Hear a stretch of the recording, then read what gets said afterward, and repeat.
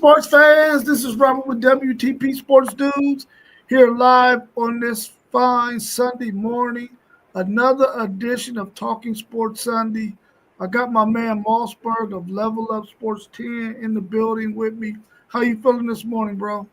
Feeling pretty good. It's an off Sunday, man. I don't get many of them. I had one last week and I worked, but I'm back in the building, back for another banger. And it's just a pleasure, man, as we do what we do. And always seeing you on the screen when I don't see you is a blessing. And just being able to text and talk as we do, man. And it's like that bond that it can't be broken, man. And it's just going to continue. And just, I love everything you brought me into doing. And it's just, man, it's something special. Yeah, I appreciate you too, bro. I'm gonna get a chance later on today to watch an interview with our man Eric Dukes. I didn't get a chance to watch it last night. I ended up going to a concert, but I'll get a chance to watch it today and piece it together and find some shorts in there that I can get us uploaded. Appreciate it as well. Everyone out there that's tuning in, please make sure that you subscribe to all of our channels. We got our man Mossberg of Level Up Sports 10. You see him on the screen with me right now. You can subscribe to his channel by going to at Level Up Sports 10. Our man Mossberg runs that YouTube podcast. Go check him out. We also got our man FanDuel Zaya. You see it scrolling across the bottom of the screen at FanDuel Zaya. Go check him out. Also, our man Parlay Poe. He has Blitzburg podcast. You can check him out there. Our man Postgame at Postgame86. You can check him out. And of course, WTP Sports Dudes. You can find them at WTP for life. Check us out. Subscribe to all of our channels. Share our videos. We're really doing this because of love of sports that we have. And we've been talking sports our entire lives since we were little kids, man.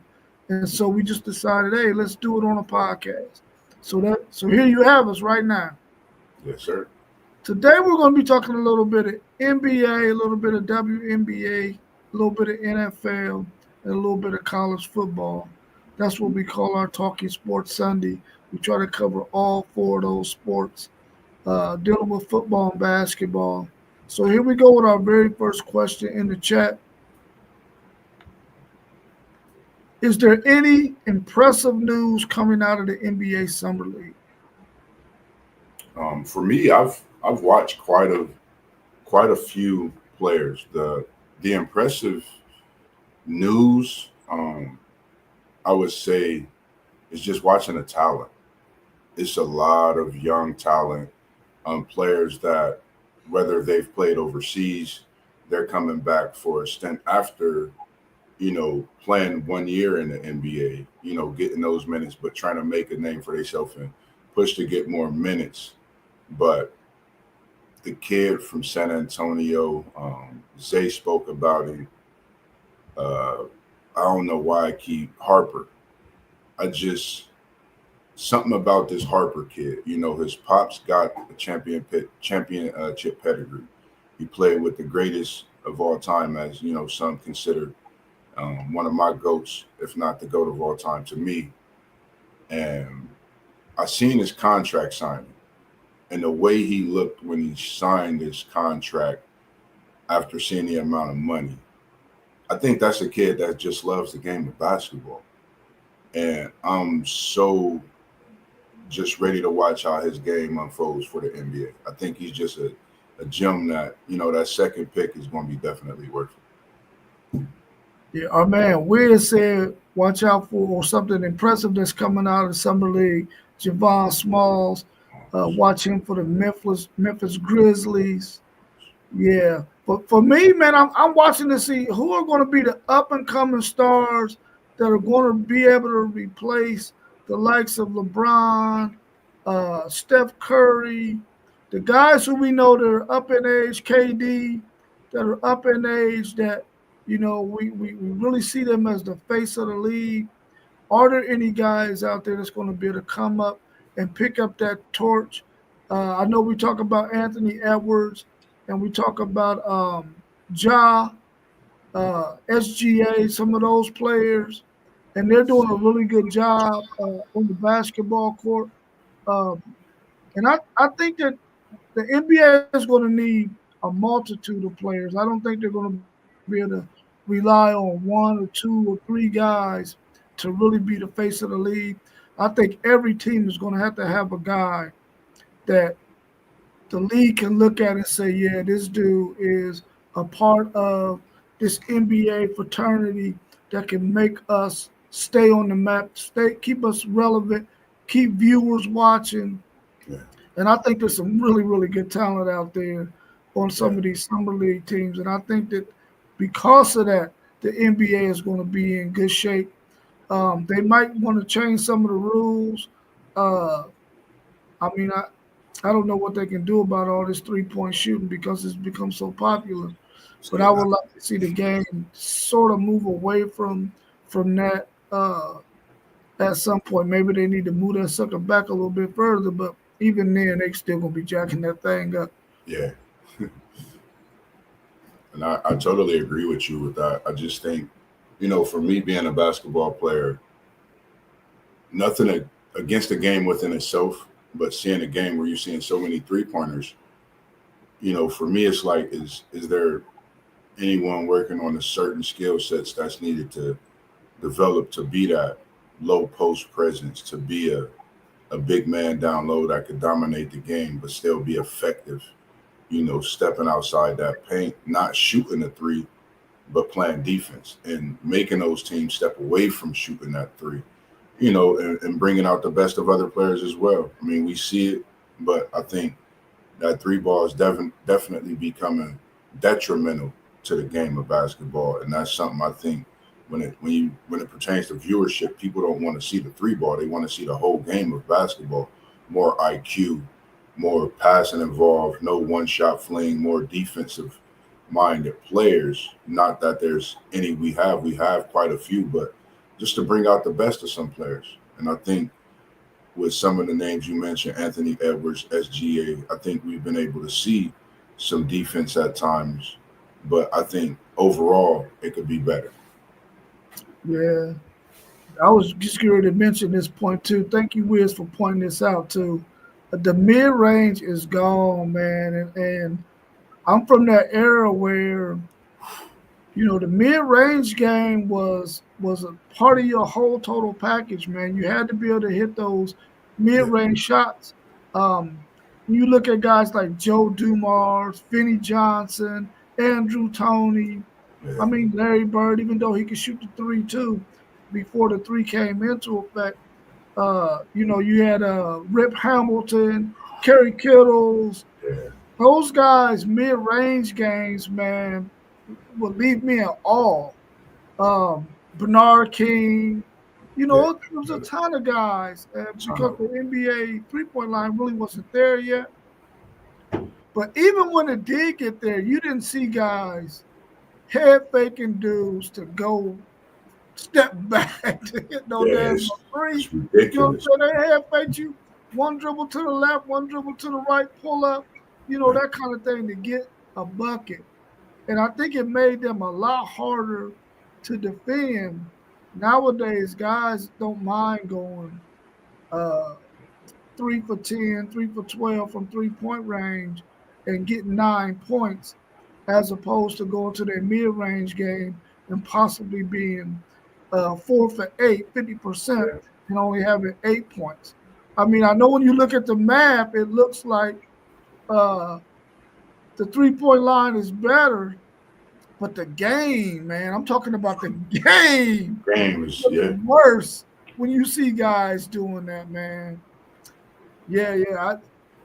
The beginning of my career was without the 3-point line as well, Wiz, and I was like, no, I'm gonna kill you anywhere with around that elbow, top of the key, bruh. I was gonna give you that business around there. I all day. wasn't missing.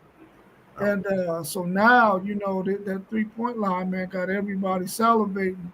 And it's this makes it for back in the day, Wiz, it was a bad shot. You're taking that three, It yeah, was like, no, no, don't shoot that. Because you was at a range where the game just wasn't played there.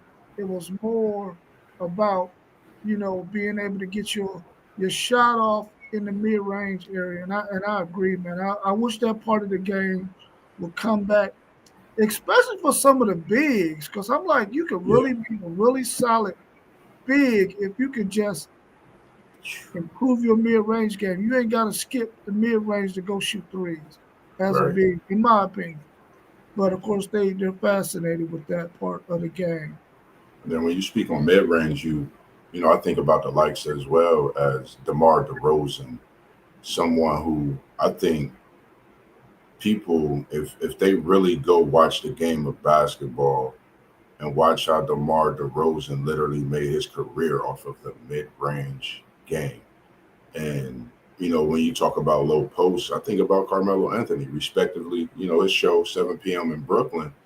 Him and DeMar DeRozan spoke on it, and it's crazy that Carmelo's low post game and then DeMar DeRozan's mid range game. If you could get two players on a team that have that ability with just a point guard that want to dish out the ball, that could be something crazy, in today's game, because you're going to have the 3-point shooter. So, just respectively had to mention those guys because I think with the mid range, all those names you spoke respectively as well with the changing of the hands, those guys should also be known as well. Yeah, yeah. All those great scores, man. They all had nice mid range games, Yeah, man. for You sure. know. Are there any trade rumors out there that you are interested in?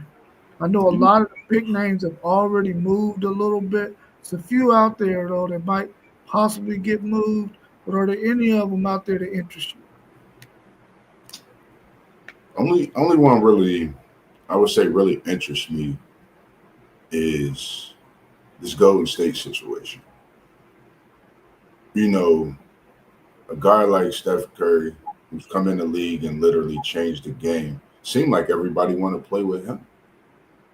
But it's no way to, make that happen. So I think when in doubt, he's going to be ready for the season regardless of what happens. But just to see what goes on in Golden State, I know it's a lot of talk of what could possibly happen in LA. But I think for Golden State, because if you had Curry on that team and healthy last year, I think a lot of people could have possibly looked at it as the passing of the torch with LeBron being out of the playoffs even. So it's a lot of things I think that fall on that Golden State Warriors trade rumors and just to see what their season could look like. Yeah, I was going to mention Golden State as well because I feel like that's a team that feels like they could probably creep another championship in to the Yeah, organization. And I know they want to get a guy, but they want to get the right guy. the right They guy. don't want to get somebody that could possibly upset their balance that they have right now. They don't want a guy to come in there and think that he's going to dethrone Steph Curry. Steph Curry is such a likable guy, man, that you don't have to come in there and compete with him. He's gonna do what he do, and he's gonna make sure that you have an opportunity to do what you do. I don't think they're gonna be able to get um, the Greek Freak, but It's gonna be tough. it ain't like they're not gonna try. I think they're gonna try to do everything they can to get him. And I think that they also understand that, listen, once Steph Curry is no longer with the organization because he's going to retire at some point, we got to have another body that can come in there and become what Steph Curry was for us in terms of marketability, Yeah, a player that we can rely on that loves the organization, that wants to play here. Uh, in California, that kind of thing, and doesn't feel like they're behind the Lakers. So I think that they're very interesting. I'm waiting to see what they're going to do, yeah. and I also want to see if the Lakers are are going to move LeBron, try to move LeBron, see if they can find a suitable fitter for LeBron. Because I think in the back of my mind, I feel like the Lakers understand that. Listen, we got to part ways with this guy, man. Yeah. But we got to do it in a manner that it does not cause a whole bunch of ripple effect, negative wise, in the Yeah. league. So I'm thinking that that's probably two destinations that I think are probably looking to do something. And I hope that the San Antonio Spurs are really good this year. I know injuries have pretty much plagued them the last two seasons. If Yeah. they can put it all together, I would like to see them relevant again. San Antonio, Houston possibilities, Minnesota out there. I mean, the West is stacked. Yeah, the West is wild. Yeah, Wild Wild West. Yeah. My last question on the NBA is why is the LeBron PED talk seem to be such a huge talking point? I think at the end of the day, I just think about back in my senior year, 2001, walking through the Shostines Arena, seeing all the ESPN support, everybody taking pictures, the whole nine. And seeing him today, and that man just worked on his craft every day. Y'all can say what y'all say, man. He's playing the game that he loves. You can't say he don't put the work in to do what he do. It's gonna be what it's gonna be, especially when people saying that he's the GOAT, MJ's the GOAT, Kobe's the GOAT. You got so many things that goes along with this. And I just shout out to his longevity. And we appreciate what you're doing for the game, what you've done for the game, and what you continue to do for the game at this age, man. So all the talk, people can say what they want, man. He's still king until he's dethroned. And that's when he retired. That's just all I can say about that, man. It's just nonsense in my opinion. It's always said about someone when they're doing what they're doing in sports. And just think, man, this is one of us. A young man that's grew up, similar situations we can all understand and think about. Why come at him now? Just let the man be. Let him live the life that he's living and enjoy what he's able to do. Because if it's you in his shoes, there would be some odd things that you would have to say, but it is going to be what it's going to be when it comes to that talk about the PED. We got our man post game of the post game 86 podcast joining us now. We'll get his perspective on those first two questions. But right now, post game to bring you up to speed, the question is why is the LeBron PED talk seem to be such a huge talking point? Good morning, fellas. Morning. Oh man, it's a huge talking point because uh you know LeBron is seen as such a great player, and if those accusations are true, um you know it's cheating at the end of the day. Um, if any player, in my opinion, has cheated the game, then that says a lot about personal character, and it's going to knock him down as far as his accomplishments and his all-time standings, his stats, his records. If that came out to be true, it would do a lot of damage to LeBron James' career. And you know, I personally hope that the accusations aren't true because of the damage it would do to his career in the NBA. So that's my take on it. Yeah, I feel like, man, I don't. What the thing I don't understand, but I mean, I guess I do understand too. I mean, it's a topic. It gets clicks, it gets likes, it gets your attention. So you gotta talk about it. Um, but the thing that kills me, man, that I just wish that the media could get away from is always trying to find a story, whether it's true or not, that they gotta always be able to. They gotta always feel like they gotta cater to the negative side of things. I feel like every player who has ever played sports, even if they haven't used PEDs, has done something to help themselves get back on the court. I don't think there's anybody out there that played basketball that knew that they needed to ice their knees, didn't ice their knees because they felt like they would be gaining an advantage because they iced their knees. You're going to do whatever you can do to stay relevant. And when you got money involved as an athlete, and I'm not saying if he used PEDs, he was right. Because, if the rules say you can't use them, then you can't use them. But at the same time, what I'm saying is everybody wants to be able to play the sport as long as they can and make as much money as they can. And if a guy is out there trying to prolong his career, I'm not advocating cheating, but what I am advocating is do everything you can to keep your career going as long as possible, so you can put as much money in your pocket as possible. And I think we should be at the point now where if PEDs is a part of sports medicine, which it probably should be at this point, because nobody is going to stop using PEDs. There's always going to be a market for PEDs. We've been hearing this story for decade on decade, that somebody has used some kind of PED. Just like marijuana became legal, maybe it's time for PEDs to become legal.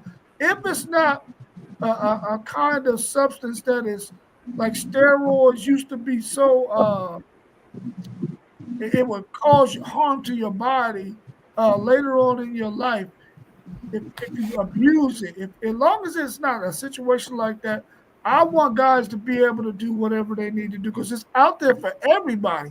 Anybody can use it as long as it's not causing health issues. I think that certain PEDs should be allowed because certain performance enhancing stuff is allowed, but there's others that aren't. I think we got our man FanDuel Zay in the house with us as well. How you feeling, FanDuel Zay? Man, I had a long night. And I made it though. Yeah, good to see you in the building this morning, FanDuel, eh? But man, we know he on the HGH. We know his strict diet. And he ain't get Jeff Teague ain't get no letter. You know, when you accuse people of stuff, to the world publicly, you get that cease and desist letter, especially if it's not true. Why Jeff Teague ain't get that letter? I'm just saying. Maybe he just ain't got his letter yet, or maybe he looked in the right place to get his letter. Yeah, but why everybody else got letters to cease and desist when they was doing them AI memes with LeBron being pregnant on the internet? Everybody else got the letters to cease and desist, but Jeff Teague ain't get one. That tell me something. So, I mean, people could take it what it is for. You can't fool me though. I got great eyes, and I see everything. So when we talk about this, speaking about PED, and it's crazy that it's LeBron that we talking about. This won't be the first person that we even discuss when it comes to this PED. That's the part that we need to talk about. Like you said, they always want to find the negative part of someone that's, doing what they're doing. Let's look at the NBA as a whole. Who else is out there doing PED? If you want to look at the king, let's just take the top off the hat and, see what's up under there. Is it bald or is it a fro? Is it a chia pet? What's going on? That's the biggest question I would say. Don't just put it and say it's LeBron just because he's doing what he's doing in his longevity. I mean, you got players that's come back from injuries that we think should last longer, but they still play. They go out, they come out the locker room playing the next half. So, I mean, it's a lot that could really go into this topic, but just thinking about as far as in what it would do to his career, I don't think there's no career when you mention that. It's going to be after a certain point up until when they felt a certain way. But for me, I'm enjoying every aspect of what he's bringing to the game until somebody dethrone him.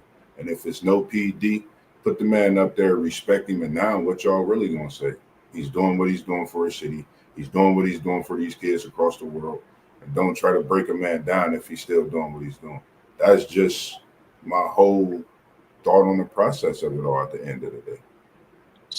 The doctor already came out and said he had a client named Mr. Paul, and he had the thing for LJ. He was getting HGH for LJ. The doctor already came out and said it. Hey, they said LeBron gonna make Lance Armstrong look like a baby. Yeah, I get all that. My thing is this: PEDs, no PEDs. Why can't we just enjoy the fact that this dude has done what he's doing? And why is that even a concern? You know what I'm saying?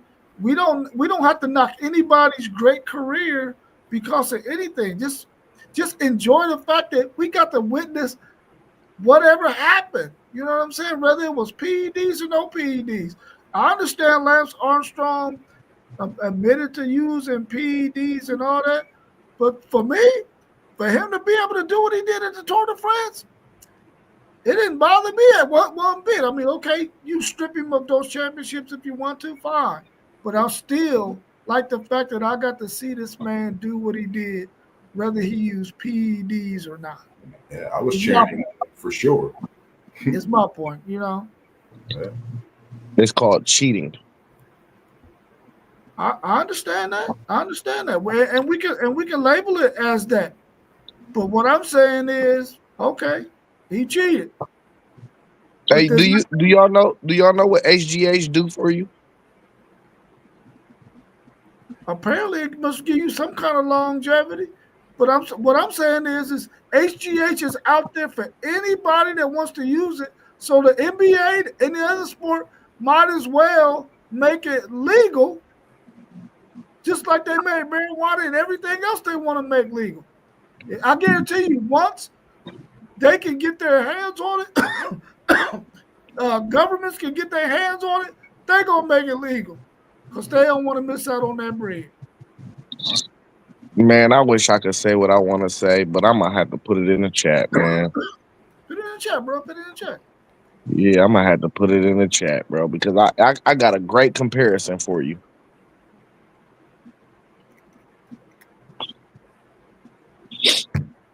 I like to hear it, but I mean, it's just gonna be information to me. Okay. All right. You like to hear it? All right, I'm gonna set the stream on fire. So what if one of these NBA players became a woman and then took HGH and played sports? It would just be a NBA player who took HGA, became a woman, and played sports. That's all it would be. It would be Joanna Man. Okay, Joanna Man, go out there and ball. Nah, man. Nah, that's cheating, bro. That's cheating. It's already going on. That is cheating. It might be cheating, but okay. You gotta think about it. That stuff been going on a high school level. They just went through all that different stuff. So, I mean, it's so many things out there when it comes to that topic itself. I mean, I look at it as today's world. I think we do adjust greatly, to some things with it, but we got to understand that there's going to be things like this that come up. People going to be doing things that we don't know. There's people that you walk past every day. Sometimes you don't know. It just happened with me yesterday, but I don't, really question those things. I let bygones be bygones, and have my own opinions, which I'm, able and allowed to. But outside of that, it's tough, man. It's tough to some of the stuff to, really sit back and think of, like, being in that position to have to make those decisions. It's tougher on them even sometimes because we might mention it and talk about it, and that's more information for them to gather and go have their talks and sit downs, which makes it more difficult. Yeah, fellas. I at the end of the day, cheating is cheating. if you can't put the work in, you know, and hone your game, you know, master the game of basketball without cheating, then it is what it is. He'll pay the consequences for that. That's why I say I hope it's not true. But I mean, where there's smoke, there's fire. That's going to do a lot of damage to his career. And, you know, all those records and things that he has accomplished thus far will go down the drain. And it's not even just a LeBron James thing. It's a anybody thing. You know, we've all been athletes. We've all have kids or been around kids who are athletes. We show them how to do it the right way. Put the work in, your diet, you know, training, do it the right way. So if these things are true, man, it's going to be a lot of damage.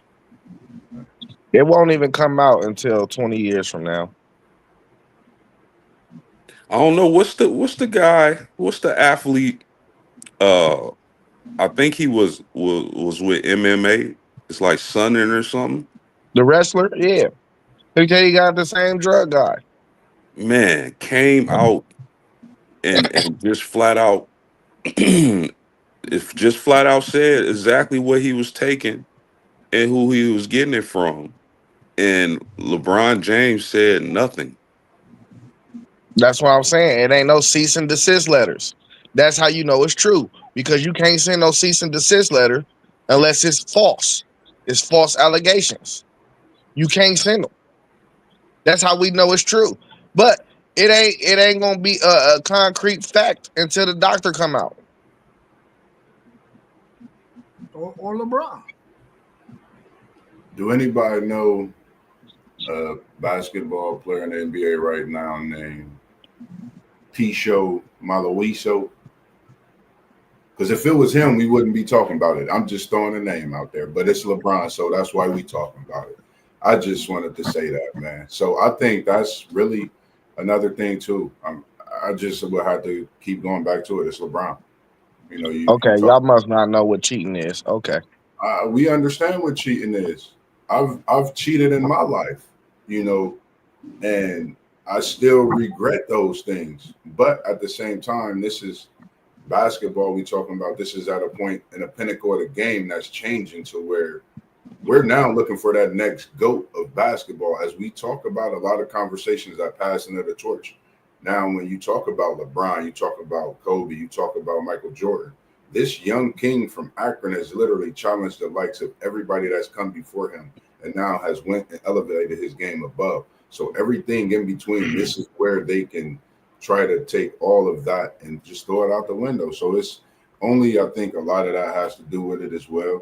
And you got to think when Jordan was on his way out, he was getting 30 million a year. You adding 20 plus million to that for the king. This is 50 plus million. This man is about to get paid for one season. That's insane to basketball. That's a change of the game itself as we continue to talk about the three-point line. He's changing the game of basketball in so many ways. So anything they could do to take him off his throne, that's just what it's going to be. LeBron did not change the game of basketball. And say what you want. That money with these contracts, trust me. It ain't always about that's bad money. So Moss, are you saying, you know, I get what you're saying, and of course I respect your opinion, but are you saying if these accusations are true, that he shouldn't be punished, and if he did take those things, he did it, he rightfully so did it? No, what I'm saying is if he did these things, like I said a few minutes ago, his career is up to that point. What did he do up until that point when he started taking on this? It's pretty much his career is down the drain. You know, you're talking about someone that literally has been playing the game of basketball in the NBA since 18 years old. That's 20 plus years that you've literally held the throne. And what year did you start taking these? You know, for me, you know, that's like, you know, I've looked at this guy in so many ways myself as a as a dad, and I'm maybe a few years older than him, respectively, or whatever. But you still look at these guys in different ways, and it would hurt me to know these things because, from what I see, great family man, great athlete, generational talent that we haven't seen, and coming across you in high school, like I remember all these things vividly, so that would put a certain, taste in my mouth. But I'm still gonna have my feels about what you did for the game up until that point. It's just so many mixed things that have happened at that point. But his career would definitely be tarnished. Hey, I don't wish jail on nobody. If it comes out to be true, he should be in jail. It's called fraud. Come on, It's called fraud. man. You Hey, no, it's called fraud. come on, man. Stop He's it. stealing money, bro. So is he the only guy that we look at? It's called stealing money. Man, this is the last thing I'm gonna say on this topic, man. And then we can go on and move on to the WNBA. Even if he did use PEDs, bro, he never went 100 for 100 shooting the ball. He still missed shots. All it did, if he did use it, was allow him to be on the court longer than anybody else. He's been on the court for 22 something odd years, still playing at a high level. I get that. But he never was 100 from the free throw line. He never made all of his shots. He never made all of his dunks.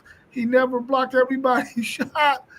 We're making it seem like this guy has been out on the court as a cheater who was dominating everybody. He was getting dominated too. And we act like this guy didn't probably have a 15-year career where he was balling probably before he even thought about a PED. He probably had to get to the point where he needed it. That's why he started taking it. That's usually how it works for all of the athletes, man. So we can't negate the greatness of this guy just because he decided, listen, I want to prolong my career. I'm going to take whatever it is. I just think that it should be a situation where every sports should say, listen, this is what's out there that can help you. If you want to take it, you take it. But there's a warning label here that says, if you take this, such and such and such and such can happen.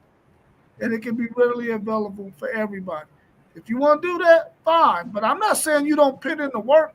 All I'm saying is at some point in your career, if you want to prolong it, you're probably going to have to go to PEDs. According to the allegations, this started in 2007. And y'all can say it don't help you hit jump shots, but one thing it does help you, it helps you have faster recoveries. It helps you like if you playing 44, what they say, 48 minutes in the game, you ain't tired at the end of the game. That's called cheating. He still don't got more titles than Curry. What athlete doesn't want to be able to play all 48? All of them do.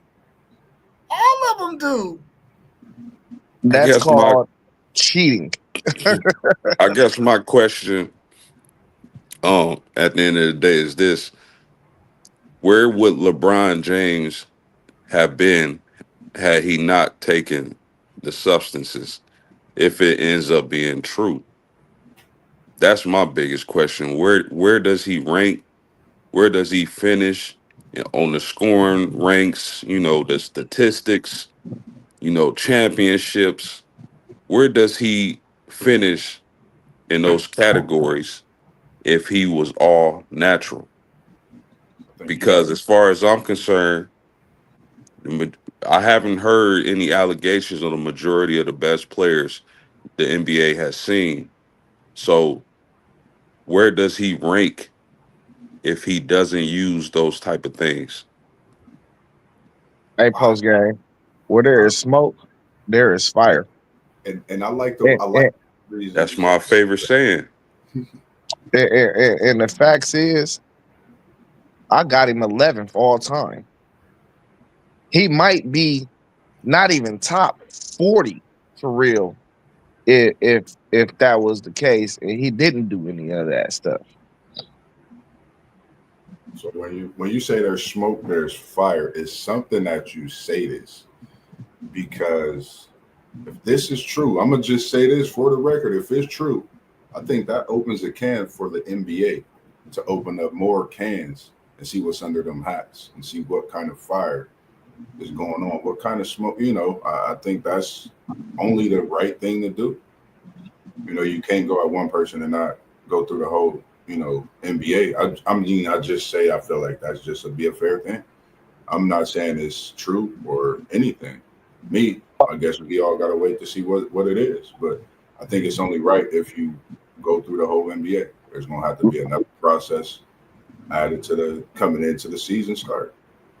We gotta real quick because I know we want to move on, but I'm We interested. can't move on, post game. Keep going. Okay, I'm interested to know if the NBA, if this is true, if they helped him cover up for this because of the money and ratings he brings to the game.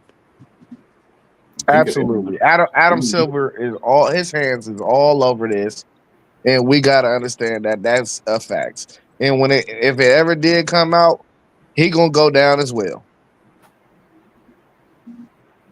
Where there's smoke, there's fire. So let me ask y'all this, man.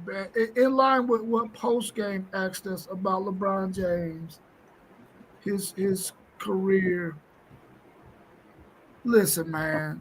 You mean to tell me, out of all of the players that we've seen play basketball, you mean to tell me that this 6'8", 60-pound kid isn't one of the best basketball players you've ever seen in your life? Throw all the stats out. You mean to tell me he ain't one of the greatest players you've ever seen do what he did on that basketball court? Throw the stats out, man. I've never seen nobody this daggone good in my life. Yeah, you did. You seen Kobe. And okay, so you got two dudes. So now he 11? You seen MJ too. Okay, then you got three dudes. Is he 11? Yeah, he 11 though. So who else you see? Who else you see? Man, we've been through this 1,000 times, bro. I don't gotta keep saying it. I do not have to keep saying it. Bro, he's 11. You see Kobe in scoring. You see Kobe defense. But you ain't never seen Kobe with the pass game of LeBron, the rebounding game of LeBron. Come on, man. He's a complete player. Way more complete than both of them dudes you just named. Both of them. I seen Kobe win playoff games from rebounding. So why are you saying rebounds? Dude, come on, man.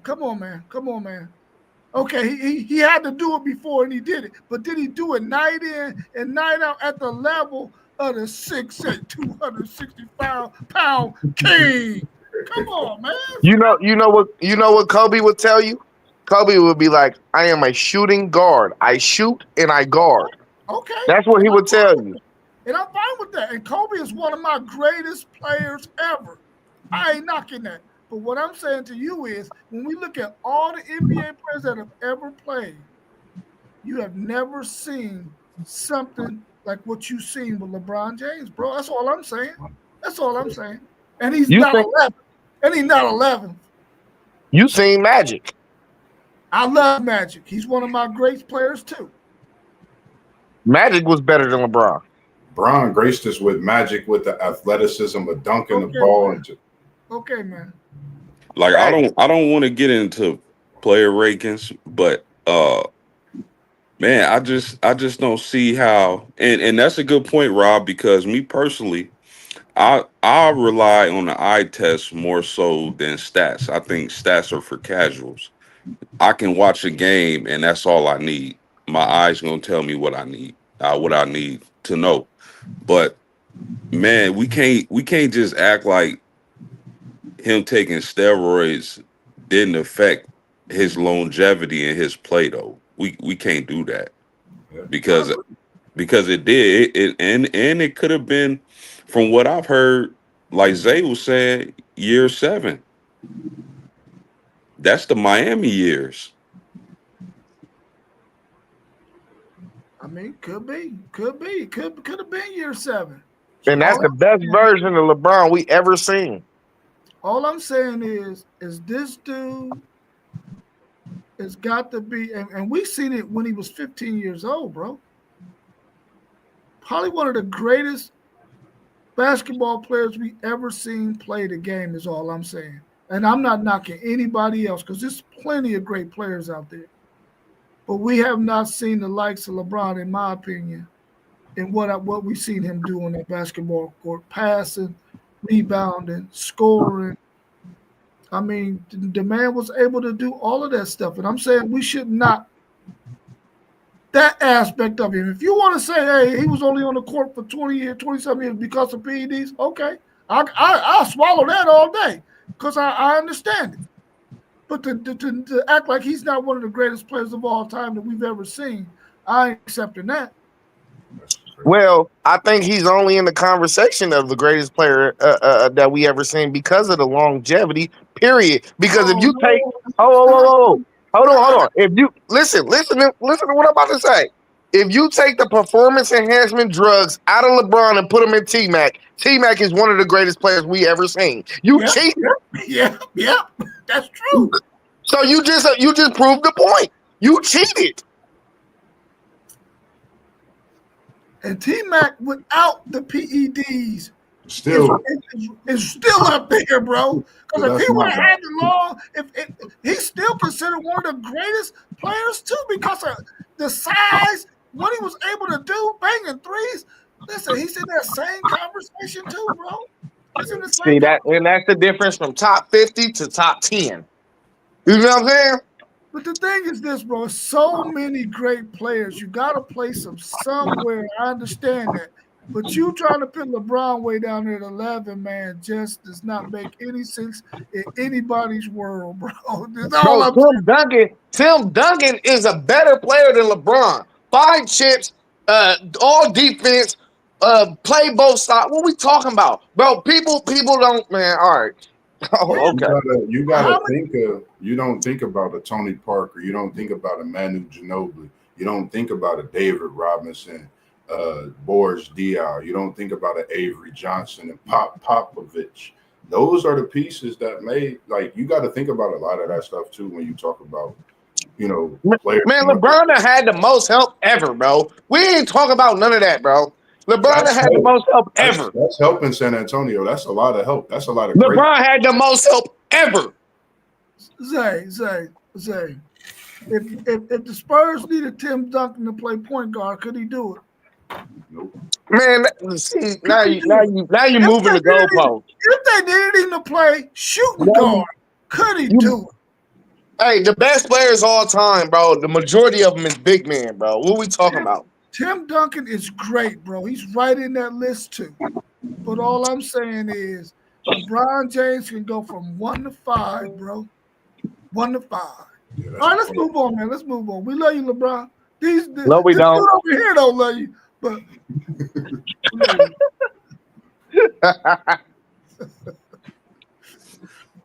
let's move on to the WNBA. If you could, would you invest in ownership stake in the WNBA? And is it a smart investment?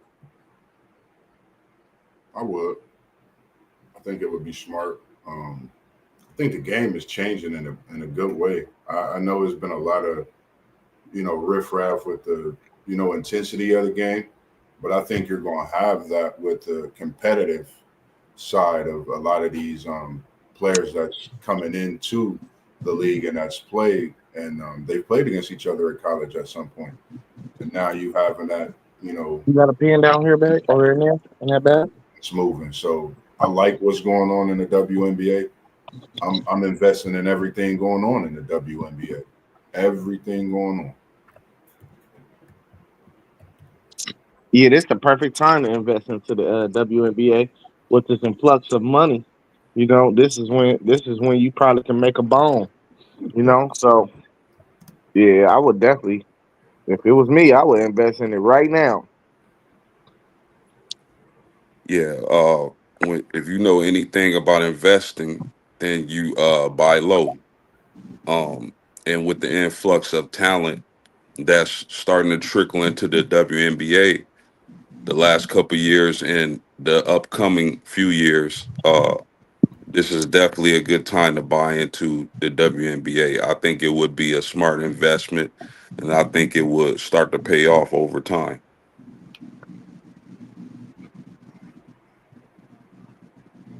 If I Yeah, could, I'm definitely investing. I would have got in a long time ago so that the money now that we about to see, I would be banking. I would definitely have gotten in a long time ago, especially when you already know that it's a sport that I ain't gonna say everybody, but a lot of people want it to flourish and be good, especially with the whole movement of basketball for women. You just want to be in that game. You know what I'm saying? Because you know that it's something that everybody wants to see be successful. So I would have definitely jumped on it because I think it would have been a smart investment for sure. How good is Paige Beckers going to be in this league if she can stay healthy? very good, very good, very good. All star, great, you name it. Rookie season, game winner. I mean, you're just seeing a great player. This is one of Zay's girls, Paige. He's been speaking about her since last year. Um, Throughout the chat, throughout the streams, I've become a fan of her as well. Just watching, how she's continued to, push through. When you have certain injuries and you come out and you're able to play the game of basketball and continue to excel and get better. And she's at a peak, I think, to where her game is starting to get even better after those injuries. So shout out to Paige and what she's doing. Zay, I know that's your girl, but yeah, she's her ceiling is up. She's definitely going to be something in this league to deal with for sure. Yeah, she's gonna be one of the greatest of all time. She actually having one of them historic rookie campaigns for real. If you've been watching and just keeping a close eye on it. But so like with the talent that's coming in though, I think we're gonna forget about Paige. I ain't gonna lie, because I'm watching and I'm just like, bro, when Juju get to the league, bro, I always come back to Juju. When Juju get to the league, bro, it's gonna be crazy. Cause I'm gonna have Paige, Caitlin Clark, and Juju. Anytime two of them play, bro, I'm gonna be on the TV, bro. I'm gonna be watching. Yeah, how good is Paige going to be in the league? She's going to be a perennial MVP candidate. She's as long as that team continues to build around her and Enrique Gumbawale, they're going to be contenders in the WNBA for the championship as her game grows. I really like her offense, man, and she's come along defense as well. She's just a versatile scorer. She can drive.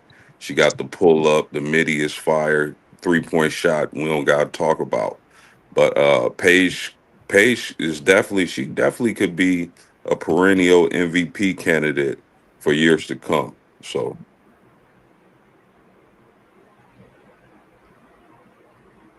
Yeah, my phone cut out, didn't it? I mean, I think right now she's been the fastest player to 350 points, I believe. So I think a healthy Paige Beckers is going to be awesome in this league. I mean, I think she's going to be one of those people that the league really needs in order to continue to sustain this.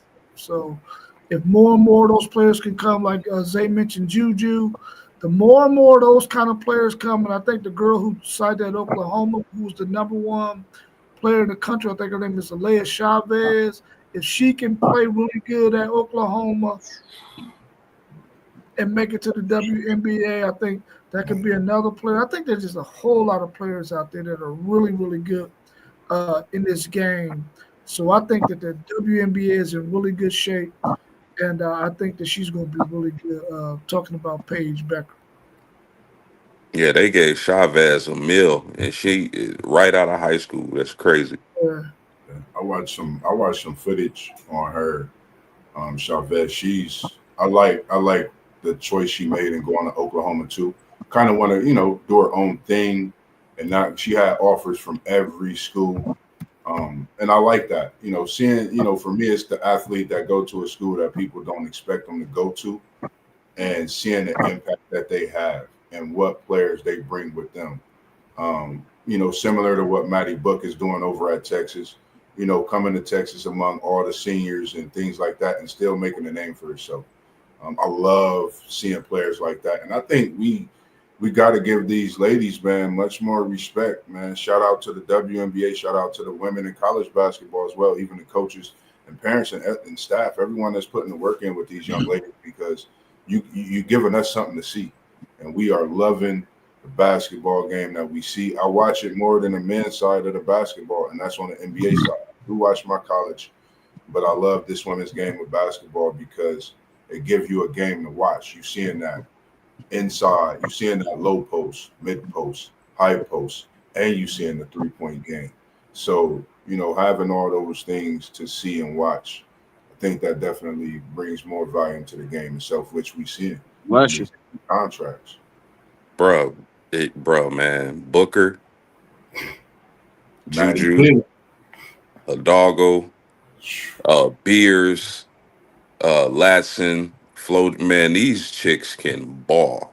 And you know what I like most about it all is they all got different styles. Like even Olivia Miles at TCU, she's Magic Johnson, like the way she sees the floor, and it's bewildering to me because she wears goggles, but she sees the whole entire floor. Nah, facts. It's crazy. So Yeah. WNBA is going to be really exciting for years to come, in my opinion. Yeah, they in good hands. And we not talking about Allstate. We talking about them young ladies that continue to do what they do, growing up, and the coaches and staff and all that good stuff. Last question we got in the WNBA. How big is it for the WNBA that it secured an 11-year, $2.2 billion deal? And what does it mean for player contracts?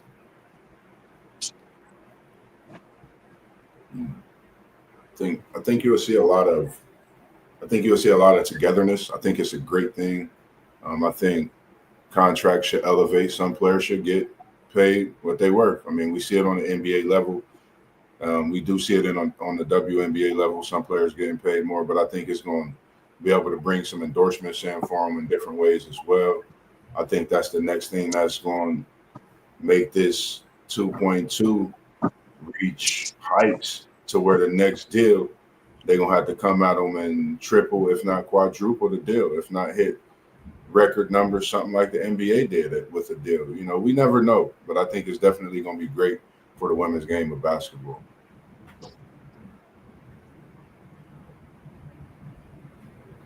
Yeah, them contracts, man, they about to get paid.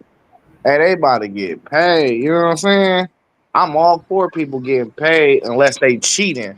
But they about to get paid. Yeah, big deal, Rob. Moss say this is big for the league.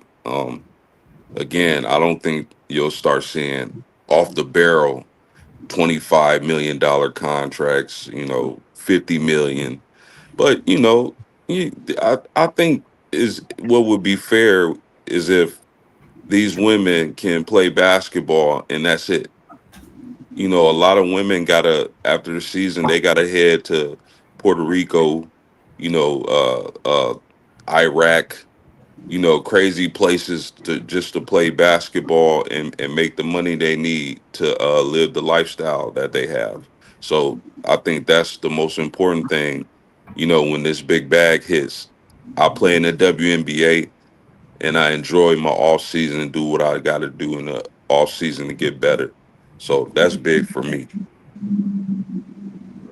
Yeah, I think it's huge as well, man. And the thing I like about it, and the thing that I think I recognize about these women in this game is they want every single one of them to eat. I don't think there's any of those women out there that's playing that feel like I want way more than this person. I think they all want to eat equally, at least for right now. And I think that's a good thing, man, because they're really trying to get it to the point where, yeah, we all gonna be doing good, and they would rather see that than to see somebody making X amount of $1 million more than somebody else. And I think that's a good thing because there's a lot of parity in the league.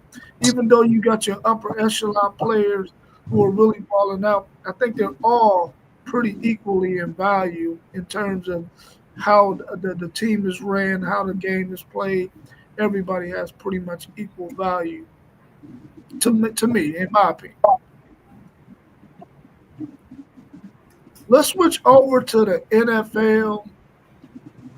The Bengals signed Shamar Stewart. What does this mean for Hendrickson? I want to hear y'all's thoughts first. You know, I had to put the hat on for this one. I mean, I never thought they was going to figure it out with Hendrickson anyway, because man, when you got to do well, I thought they would probably figure it out eventually, but the time has lapsed to where I felt like they're not going to figure that out because when you got a dude that led the league in sacks for 2 years in a row, you just give dude what he wants, and I feel like that time already passed to where it's too much bad blood in the situation. So, I mean, I think they're going to trade him eventually. Can y'all tag him, Moss? Is that Yeah, what the problem is? The tag? he just want to make sure he getting paid the right money. Yeah, he don't want to play on the tag, right? Nah, we ain't gonna tag him. We signed him to a big 4-5 year deal. We good. But why wouldn't y'all tag him though? If y'all can't figure out the contract, Put it this that's way, my he thing. don't show up to practice for no reason after Shamar Stewart signed. We good. Trey Hendrickson gonna be a Bengal. That's how I feel. You're I not love. answering my question, bro. Can he get tagged? Is the No, question. He's not going to get tagged. Is what I'm telling you. As a No, no, Bengal, no, no. I said, he can can he if he get want. He tagged? can, but he's not Not, going not, to. not. Yeah, He's I'm not not. I'm going not to get saying tagged what they're because going to do. he can if he want, but he's not. I'm asking you, is he able to get tagged? He can, but he's not. Okay. Well, I'm not speaking about what's going to happen because we're not in the office, bro. We're not in the GM office. We're not in the owner's office. We don't know what the hell going to happen for real. I'm just asking if it's an option. Why they haven't tagged him? Why they just didn't tag him? That's the only thing I'm saying, bro. You telling me what they're going to do? I don't care about what they're going to do. I'm This asking, is is he Cincinnati. available to be tagged, bro? That's it. This ain't nothing new. This is Cincinnati, so it's nothing that don't surprise me. I just want him to sign him so he could get to the season. He showed up at practice yesterday. That's a great sign. You know, regardless of him not being signed right now, you being at practice after Shamar Stewart gets signed, you seeing what these young kids is out there doing as a veteran before you step on that field and put in your work. We know what he's capable of doing. We signed Stewart. Now it's time to sign Hendrickson so we could get the rest of this defense going and put a push for this run to the Super Bowl like everybody don't know is going to happen in Cincinnati. We coming for that AFC title and much more this season. I just think that signing Shamar Stewart gave me a breath of fresh air because that takes a load off of what the thoughts is going to be on the defensive side. But Hendrickson, I think we got to sign him within the next couple of days. It can't go no more than a week. So he could get in and get his workouts in and just get back to himself, get around the guys, be that leader in the locker room. So we know on that defensive side of the ball now we got two dogs along with everybody else that we add and the players that's returning to get down to business and know what the season outlook going to be because a lot of people wanting to know what the defense going to be like. And that's a leader we need to have on that defensive side of the ball playing come week one.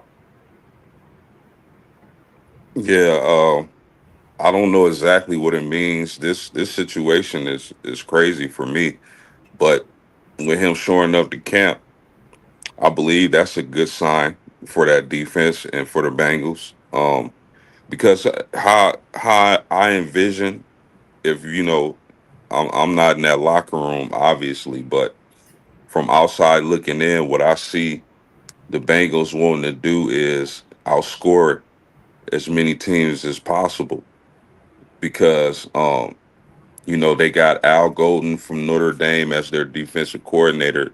So you're gonna see a lot. They gonna emphasize pressuring opposing quarterbacks. And when you got Big Hendrickson and you got Shamar Stewart coming off the edge, it's gonna be like this. Score with us if you can. The Bengals want to get out and score with Higgins and Chase Brown, Mr. Burrow. They're gonna want to put up a lot of points, and if you're gonna play that style of football, okay, you need pass rushers. You know, you need guys who can get to the quarterback.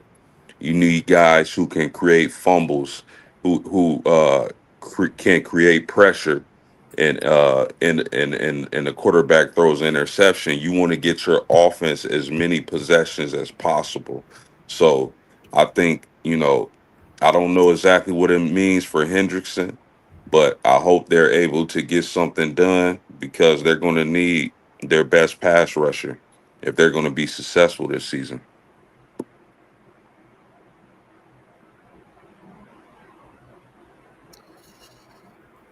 I think the writing is on the wall. You haven't given this guy a contract by now. What is he in? This is year 11 for him. What year is he in? Do you know, Mossberg? I don't know exactly. I honestly don't know exactly. And does anybody I know want how to say, long he's been in the I league? want to say, I say 9, 10 years. Might be 11, but I say I about know. 9. I know he's 30 years old. No. Oh, he's 30 years old. Yeah, it's done. It's done. If they haven't signed him by now, I would. If I was them, I think Isaiah is on to something. I would franchise tag him. If I can do it for 2 years, I'll franchise tag him for 2 years, and then I'll let him go ahead and ride off into the sunset because he spoke about retiring.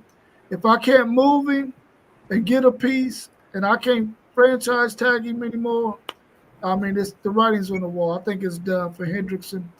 I don't understand how the Bengals messed this up, but well, maybe they're smarter than what we are. Maybe they know something we don't. But I think it's done for Hendrickson. I think he'll be out of the Cincinnati organization in about a year or two. But yeah, Rob, to your point, um, they just gave Higgins and Chase huge contracts. So I think the numbers got a lot to do with this situation. But I Yeah. would say the fact that he's in training camp amongst all the negotiations might be a good sign for the Bengals. Yeah.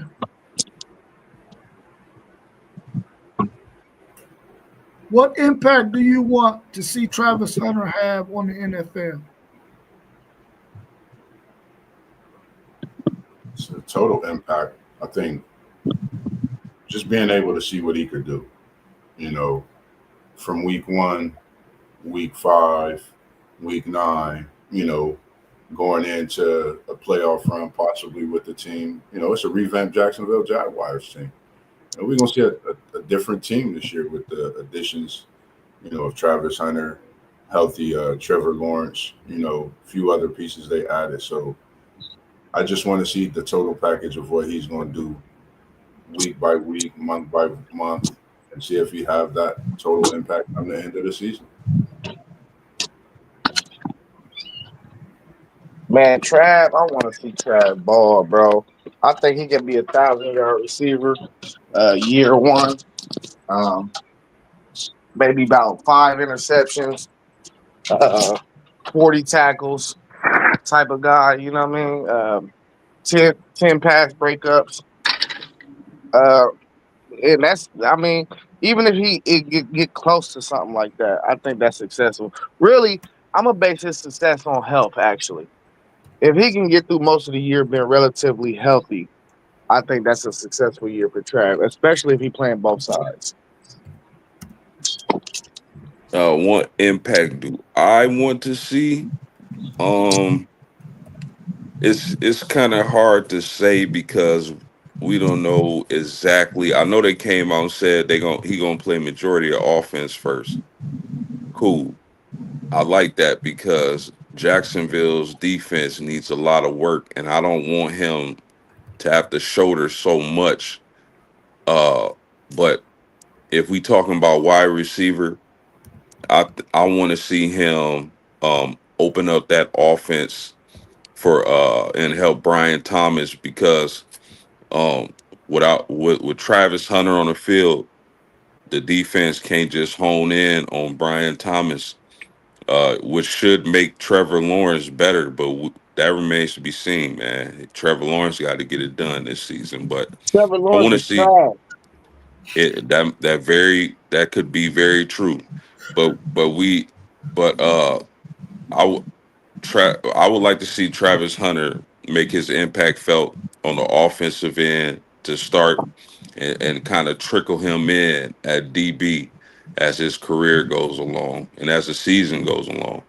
So Yeah, they'll be drafting a quarterback next year in the first round.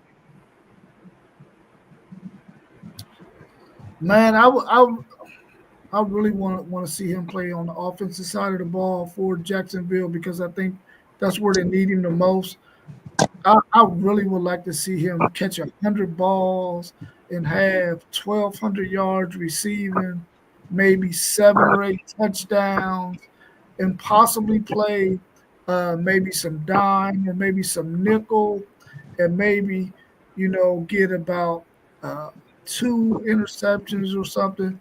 And I know that I said on the earlier stream that I don't want to see him returning kicks or punts, but I wouldn't mind seeing him do that maybe a few times, maybe just for the dynamic of it, man. You need to make a play, throw him back there, and see if he can make something happen.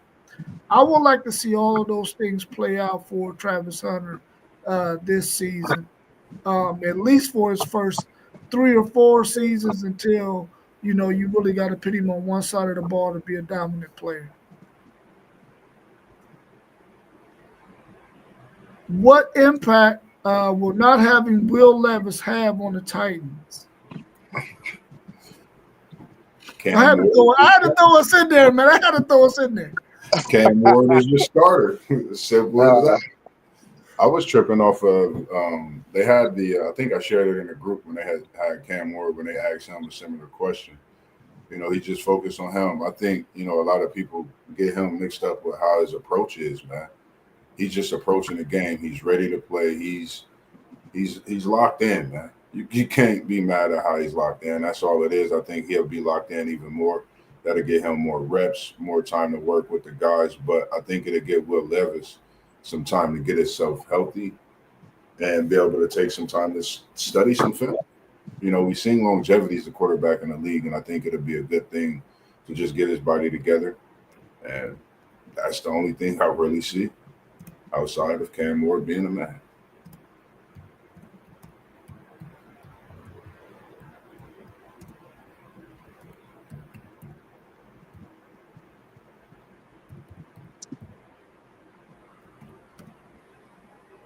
yeah, the impact is minimal.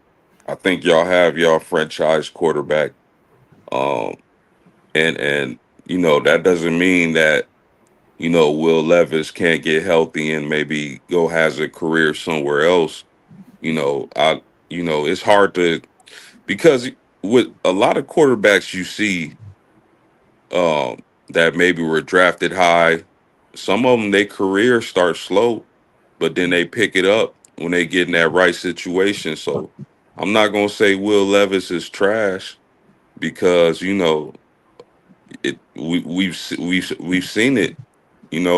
They come in, they don't play so well. The franchise drafts a quarterback, they go elsewhere, and their career is revamped. So, uh, I think it's minimal this year on your Titans because I think they all in on Cam Ward. I know. I give Will Levis a bum rat I think that we're gonna miss him. Just the fact that we can have a guy who has played 2 years in this league, he's still gonna be on the sideline, but I don't think it's the same when you know all he's gonna be able to do is hold the clipboard.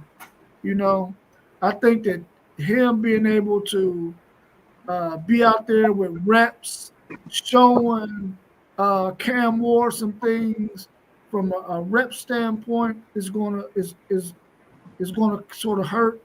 Um, Not having him as a guy that we could possibly turn to if Cam Ward is having a rough time.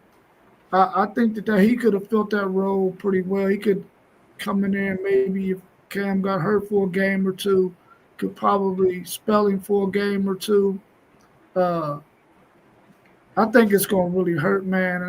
But the thing I really want to see, and I hope that these two professionals understand this, is we're professionals, man, and I'm going to be here to support you all the way, and you help support me through the fact that I'm going to be out with this injury all season. You know, be in contact with each other as professionals to make sure that we both are good.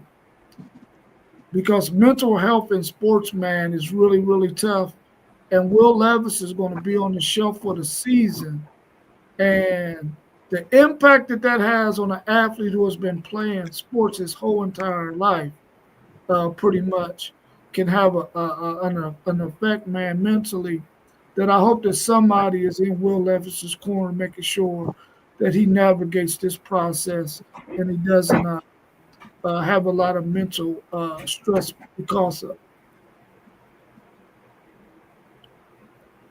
Let's move on to our to college football and answer some of these questions before we wrap up the show. We appreciate everybody out there for tuning in. Make sure you subscribe to the channel.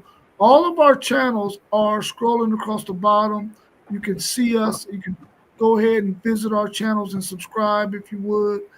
We got Level Up Sports 10, at FanDuel Zaya, at Blitzberg, at Postgame 86, and at WTP for Life.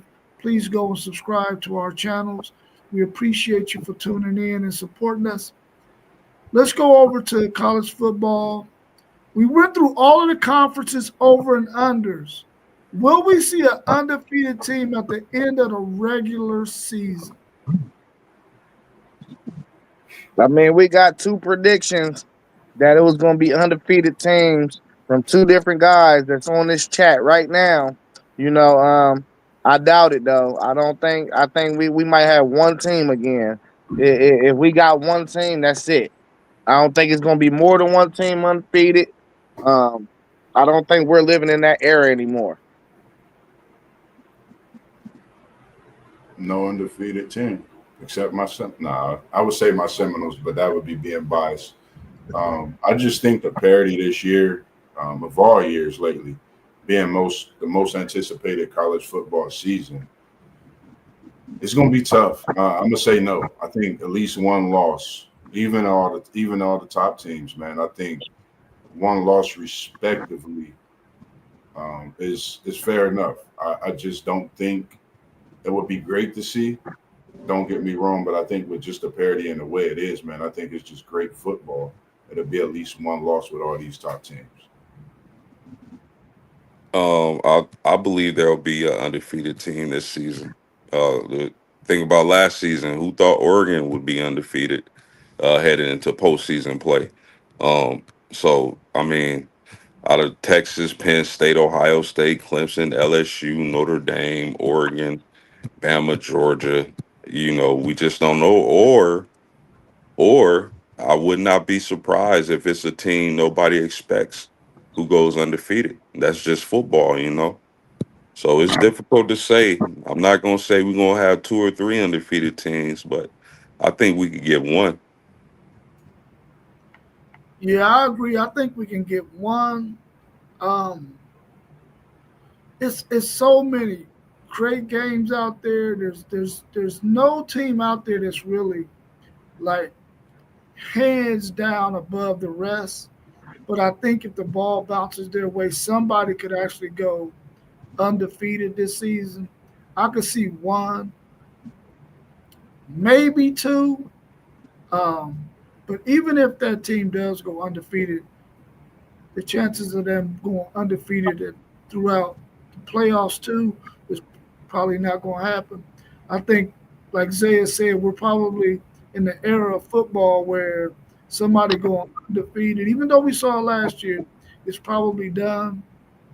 And I know in previous streams I said we'll never see a defeated national champion, but we're talking about regular season here, and I think we could get one, possibly two.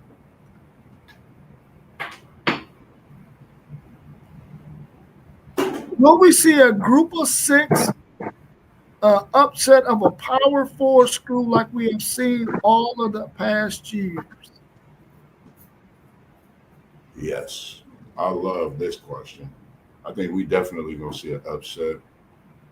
I hope it ain't my Seminoles, man, knocking on some good wood. But I think we definitely will. I just, like you said, I mean, it's the transfer portal, the player parity, and just the hunger in some teams. Some teams are hungry. They want to get out and they want to win them big games. So I definitely think we will.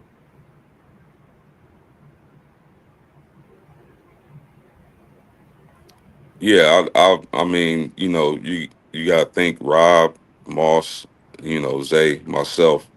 All the years we've been watching football, we've seen, and I know it's a new era, but we've seen some crazy upsets.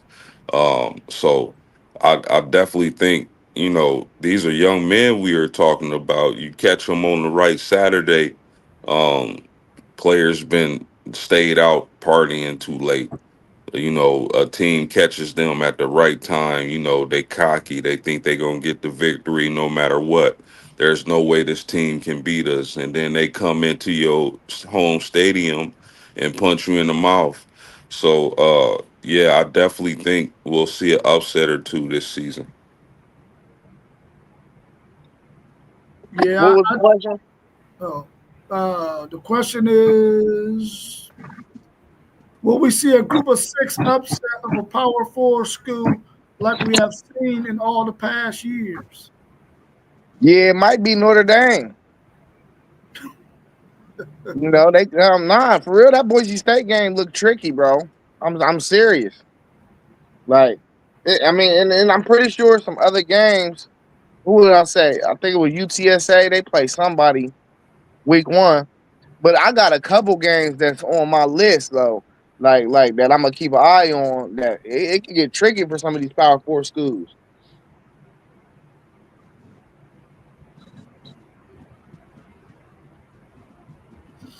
Definitely somebody's gonna get popped. You always got those. I think Georgia Southern or Georgia State beat somebody, and Georgia State is a really good football team. I'm quite sure somebody is going to upset somebody because we've seen it every year, uh, once or twice, even more than that sometimes. So I definitely think somebody's going to get upset. Who they are, I just hope it ain't my Longhorns. I don't think it will be, but somebody gonna get it, and they gonna be on ESPN because they got popped. Mm-hmm. We're gonna be back. Last with question. another Go ahead. Somebody gonna say something?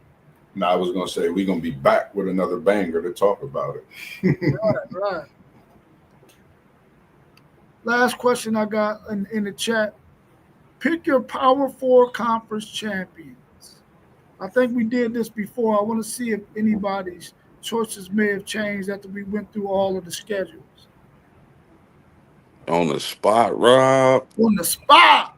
Man. Yeah. I got y'all, man. I got y'all. I got the Buckeyes in the Big Ten. I got Clemson in the ACC.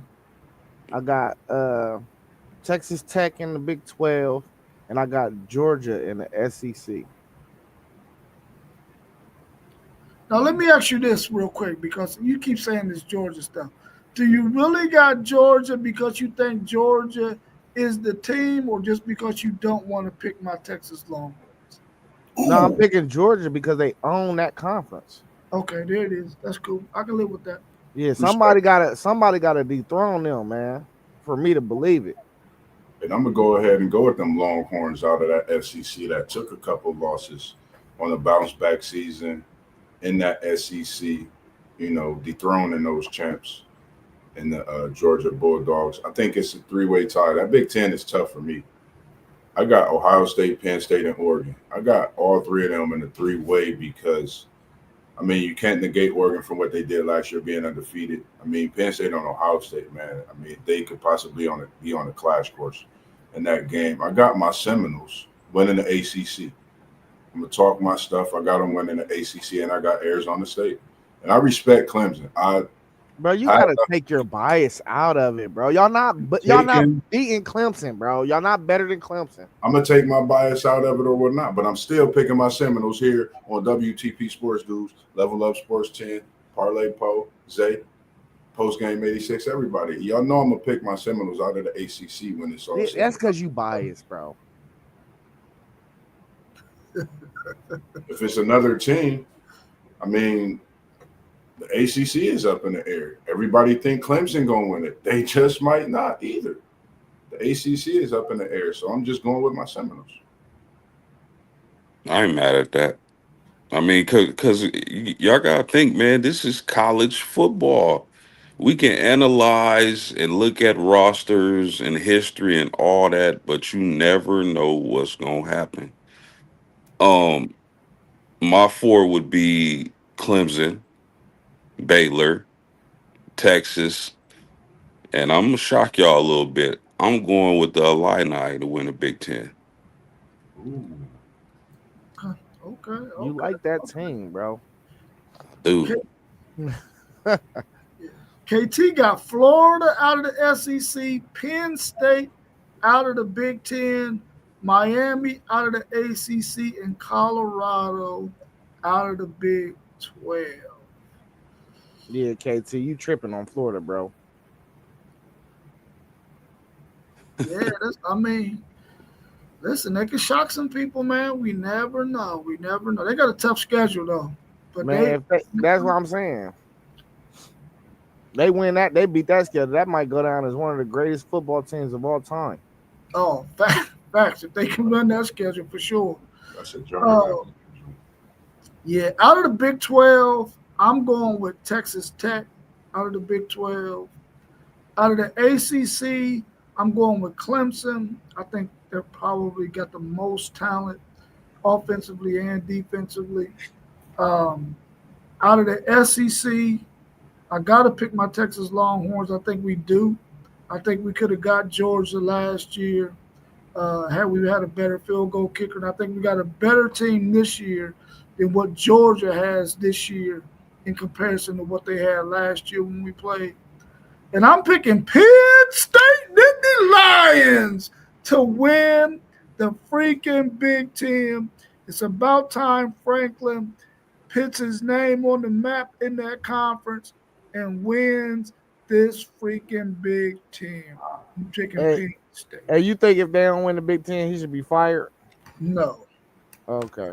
Who else you gonna get? Anybody. Nah. He's done enough at that university to where he should have a long leash. I mean, you can get some other guys, but are they going to make that program better than what he has done? He might not win the big one, but who is he losing to? He's losing to eventual champions. man, fellas, listen. One thing I've always been good at is hiding my excitement, you know, but I can't. Man, we so close to football. And then even in the NFL, man, we got the preseason, the Hall of Fame game jumping off this coming weekend. So, man, we so close, and I can't wait. Yes, sir. Yes, sir. Well, we're going to play a game real quick. We're going to turn it over to our man FanDuel Zaya so he can explain what's happening right here. And those of you in the chat, play this game with us. And I'm going to turn it over to my man FanDuel Zaya. Yeah, this is too broke. Man, can y'all see that good? Just you blow it might up a have, little more. Just scroll up and down. That you good. yeah, just do A and do like that. Yeah, But All right, make it a well little bit bigger though, this just you said a little bigger. a little bigger. Yeah. Yeah, this is just two blind programs. The metrics I use is overall record, conference record, bowl game record, how many 9+ win seasons, top AP finishes, top 25 matchups, and I also do conference titles, but neither one of these programs have conference titles in the last 10 years. So that metric is not on this one right here. But y'all see Team A is 89 and 39 overall. Can you make it a little bit bigger? Yeah, hold up.